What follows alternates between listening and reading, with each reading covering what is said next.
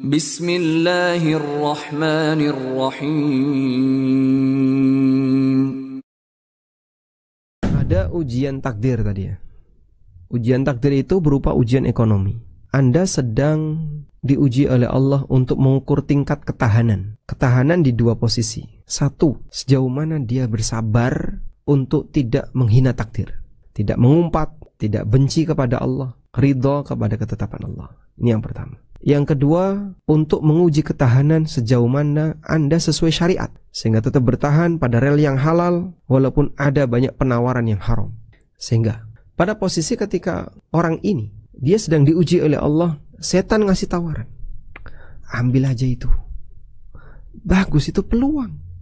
Kau bisa dapat pinjaman yang lebih gede dengan bunga lunak ringan, cuma 0,1% tiap hari. Ya, 0,1% per hari. Kalikan 30 berarti 3% per bulan. Cuma 3% per bulan. Terus selama 1 tahun berarti kali 12. Cuma 36% setahun. Kecil. Sementara nanti kalau kau usaha, penambahan yang kau dapatkan bisa sampai 10% per bulan. Wah, dalam perhitungan Canva dia membuat seperti itu. Akhirnya termotivasi. Nah, di saat itulah bagi orang yang punya iman, dia tahu, ini kan tidak boleh. Aku nggak boleh melakukan seperti ini. Walaupun aku kelaparan, tapi aku nggak boleh maling. Walaupun aku miskin, tapi riba bukan solusi bagiku. Walaupun aku pailit, tapi aku nggak boleh maksiat. Nah, kurang lebih seperti itulah ujian takdir. Jangan sampai kita melanggar ujian syariat dengan melanggar aturan Allah Ta'ala. Ini riba, ya sudah, saya nggak mau mengambil. Baik, ada satu cerita ya. Ada seorang sahabat, sebenarnya 3 sahabat yang diboikot oleh Nabi SAW, tapi cerita yang paling panjang dialami oleh sahabat Ka'ab bin Malik. Mungkin Bapak Ibu sudah pernah mendengarkan hadis tentang peristiwa pemboikotan Ka'ab bin Malik. Pak Ustadz, saya bisa jumpai di mana hadis itu? Hadis itu bisa Anda jumpai di Riyadhus Shalihin. Boleh saya sebut hadis paling panjang di Riyadhus Shalihin. Kisah pemboikotan Ka'ab bin Malik. Saya masih ingat dulu di pondok pernah kajian hadis ini, beberapa hari itu belum selesai oleh salah satu guru kami, Al-Ustadz Al-Fadil Abdus Salam Busro. Kajian satu hadis itu beberapa hari itu nggak selesai, saking panjangnya hadis itu, pemboikotan Ka'ab bin Malik. Nah, saat Ka'ab itu menceritakan di tengah proses boikotnya itu, tiba-tiba dia dapat surat dari, kalau nggak salah, Raja Ghassan. Kalau nggak Ghassan ya pemerintahan Romawi. Sebenarnya Ghassan termasuk negara satelitnya Romawi. Dia dapat surat. Ternyata pemerintah Nasrani ini tahu kalau Ka'ab sedang diboikot oleh Nabi Muhammad SAW. Maka ditawari oleh sang raja, silahkan Anda bergabung dengan kami. Aku dengar bahwa pimpinan kamu sudah tidak lagi membutuhkan kamu. Kami siap untuk menampung Anda jika Anda berkenan untuk bergabung ke kami. Ada fasilitas yang sudah kami sediakan.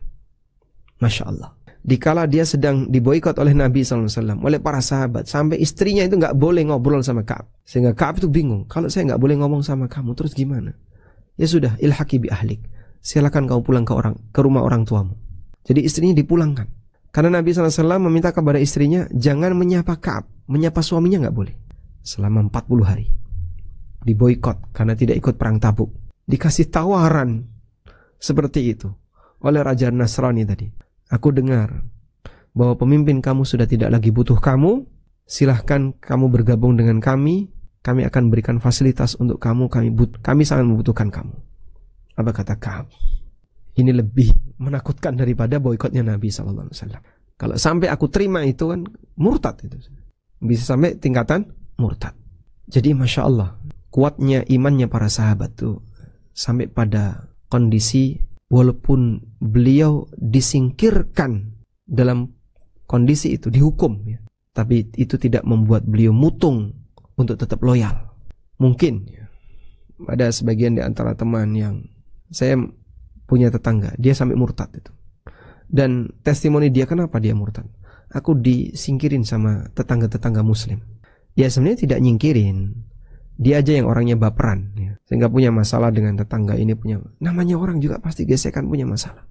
Akhirnya dia merasa disingkirin, terus dia malah ke gereja, pindah agama, dia murtad. La haula wala quwata illa billah.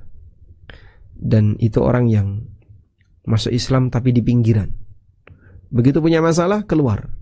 Ketika dia merasa nyaman di dalam Islam, dia masuk. Punya masalah, keluar.